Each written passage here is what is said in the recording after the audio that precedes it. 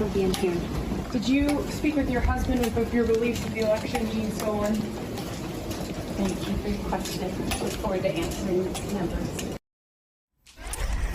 She didn't say much, but pretty extraordinary moment today. I mean, just step back just a half an inch and think about it. There was a wife of a sitting Supreme Court justice on her way to talk to the congressional committee investigating the deadly insurrection at the United States Capitol. Ginni Thomas sat through 3.5 hours of questioning today. And when it was all over, January 6th Select Committee Chairman Benny Thompson confirmed two things. First, that Ginni Thomas told the panel she still believes the 2020 presidential election was stolen from Donald Trump. And second, that Ginni Thomas is still considered a witness, that she hasn't officially been accused of anything. While we don't yet know what exactly the committee asked her, it is pretty obvious what the committee hoped to learn. In addition to her correspondence with the architect of the coup itself, John Eastman, her repeated appearances in former Chief of Staff Mark Meadows' surrendered text messages paint the picture of more than a conservative activist, but a deluded one with a direct line to the highest levels of the federal government, apparently aiding in the effort and egging them on to overturn the result of the 2020 election. Her lawyer said in a statement that she answered all of the committee's questions. And once again, she also happens to be Clarence Thomas's spouse. If you have questions about how much he knew about what his wife was doing to overturn the 2020 presidential election, you aren't the only one. Former Republican Congressman Denver Riggleman, once a member of the January 6th committee staff, was responsible for assembling and interpreting much of the committee's collected data. In his brand new book, The Breach, Riggleman writes this, quote, "Although I had suspected it, I was taken aback when we definitively tied all these messages to Ginni Thomas.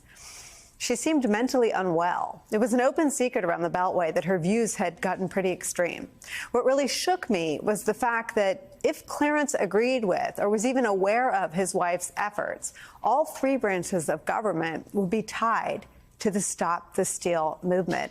Just wow. Joining us now, the man we just read from, former congressman and a former advisor to the House January 6th Select Committee, Denver Riggleman. Again, his new book, The Breach, The Untold Story, the investigation into January 6th, is out right now. And it is a bombshell, and it's making a lot of waves. And we'll deal with the bombshells and the waves, but we need to deal with Ginni Thomas first. I read the book. I had never looked at it that way, that what Thomas does is she ties all three branches of government. We've got the 19 Republican House members who Donald Trump saw as part of the coup plot. He described them as such to DOJ. We've got Trump's known efforts to overturn the election result and participate in the violence.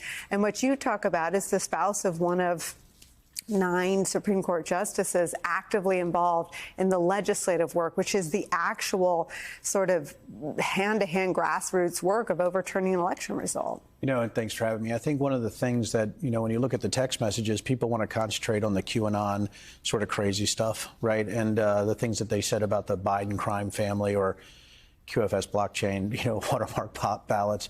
But what got me was about in the middle of the text messages, there was 29, 21 she sent to Meadows and 8 that Meadows sent back to her. Right in the middle, she forwards a text message from the Chief of Staff of Louis Gohmert, right, Connie Hare. And I think that's when I started sort of locking in. Our team were the first one to see it, right, after those two people had seen it. And to read it, to look at it, this was, what, February, early February. Mm-hmm. It was just sort of shocking to see that she was also talking about, you know, direct contact with Jared Kushner. So those, I know people really want to concentrate, and they should, that QAnon has sort of saturated every level of the GOP by that point, if you look at the text messages. But the fact that she was talking about interacting with Jared Kushner and she was forwarding texts from a congressional staff was really where I started to think that, you know, even in early February, this was not a good look for a Supreme Court justice spouse. So you're separating out in your data analysis the radicalization, which is the QAnon ideology represented in your test, from the sort of the operational aspects of the coup. So let's deal with that, the operational aspects.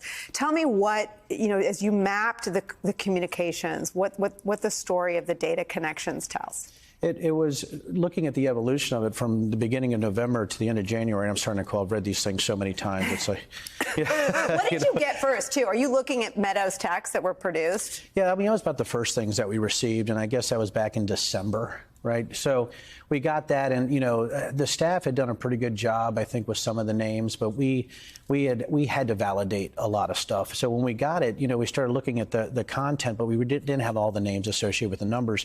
So some of the context and the content have said, hey, my name is Joe. My name is Joe Smith. That was probably Joe Smith. We could validate the numbers. But what we saw at the beginning of November is early November 5th or 6th. It's amazing to see text from emails or text from numbers saying, hey, the alternate elector scheme, right? Started as early as November 5th, 6th in a text, maybe earlier, November 4th. And Ginni was one of them, texting about the alternate electors back in November. Back in November, right? So you're thinking, well, we only asked for text back to the beginning of November, but as you know, I was working this problem well before November. So I already knew that kind of stuff had been discussed back in the fall. That's why I did the QAnon resolution. I know it was about 2 years ago. Me and you talked about that. So, and that was a lonely time.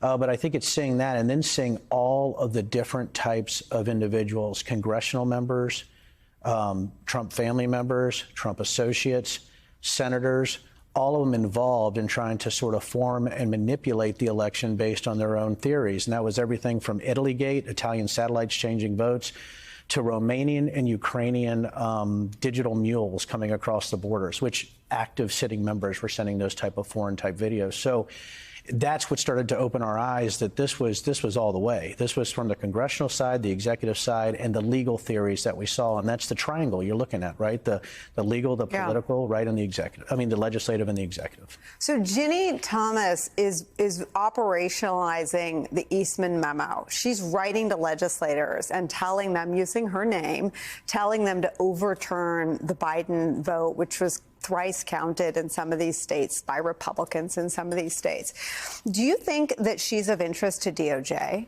I think she would be. I mean, if you're, it's interesting, the first two states she sent emails to, you start looking at other documentation.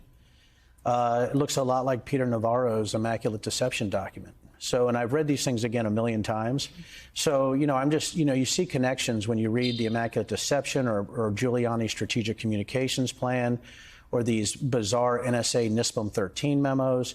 You go down the line, or Phil Waldron's briefing, right? Yeah. All of these actually align. So when you see people pushing this stop the steal nonsense, a lot of it based on conspiracy theories, you see this interleaving of conspiracy theories and strategy. And that's what's so fascinating about this, is that there was a strategy to overturn the election based on fantasy. It would be like saying we should overturn the election based on alien abductions.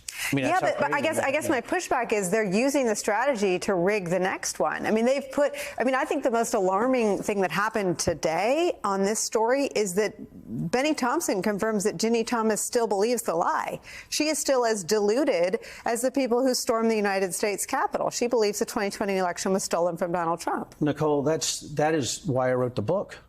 It's in the data, right? And it's a great parable to say slow and steady wins the race. It's great. Fast and steady is better than slow and steady. And we're in a new battle space now. And 2 years ago was the election, more or less. So with the speed of data, with people changing their tactics and their procedures, we have to right now start looking at this in a very different way. And that's the tiniest little bits of data that could actually change the course of the investigation. You said at the beginning, you said, Denver looked at, all the data in the team. We did 1,000 interviews, incredible job by the investigative teams doing the interviews. Our piece were the millions of lines of data with call detail records and so open source intelligence materials where we're looking at people in the deep, dark, and open web. That's it. But looking at that, right, looking at those millions of links, right, or tens of thousands of links, you get this idea that their command and control was very good, right? They came very close. And now they've learned the lessons. It's 2 years.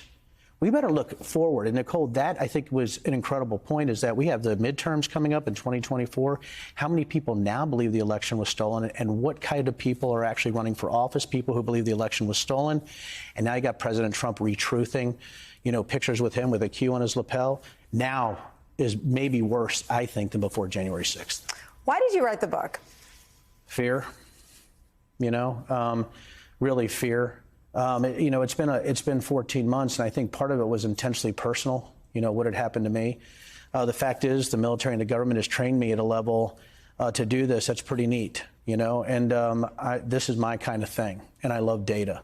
So instead of something, I've heard a lot of people say it's, subtractive, and I think as people read it, this is additive. The data really shows the committee's in an incredibly strong position, and they're going in the right direction.